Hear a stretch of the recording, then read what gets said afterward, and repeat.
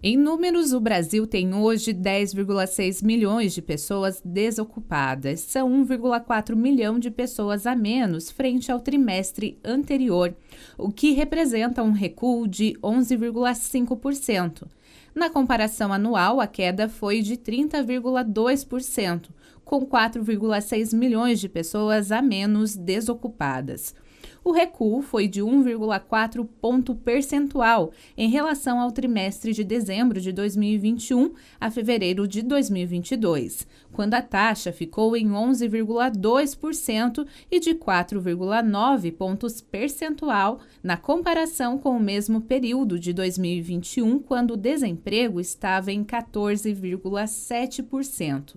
Segundo o IBGE, esta foi a menor taxa de desocupação para um trimestre encerrado em maio desde 2015, quando o indicador registrou 8,3%. O total de pessoas ocupadas atingiu o recorde da série iniciada em 2012, com 97,5 milhões, uma alta de 2,4% ou mais de 2,3 milhões de pessoas. O total de pessoas ocupadas atingiu o recorde da série iniciada em 2012, com 97,5 milhões, uma alta de 2,4% ou mais de 2,3 milhões de pessoas na comparação trimestral e de 10,6% ou de 9,4 milhões de pessoas na comparação anual. O número de empregados com carteira de trabalho assinada no setor privado subiu 2,8% no trimestre, para 35,6 milhões de pessoas. Na comparação anual, o aumento foi de 12,1%, o que representa um contingente de 3,8 milhões de pessoas. Por outro lado, o número de empregados sem carteira assinada no setor privado foi o maior da série, com 12,8 milhões de pessoas, um aumento de 4,3% no trimestre e de 23,6% no ano. Os trabalhadores por conta própria ficaram estáveis, com 25,7 milhões de pessoas no trimestre, mas o contingente subiu 6,4% na comparação anual.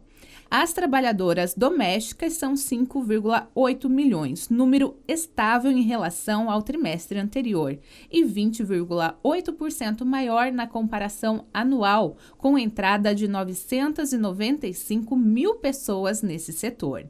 Os empregadores subiram 4,1% frente ao trimestre anterior, chegando a 4,2 milhões de pessoas. Com isso, a taxa de informalidade ficou em 40,1% da população ocupada, contra 40,2% no trimestre anterior e 39,5% no mesmo trimestre de 2021.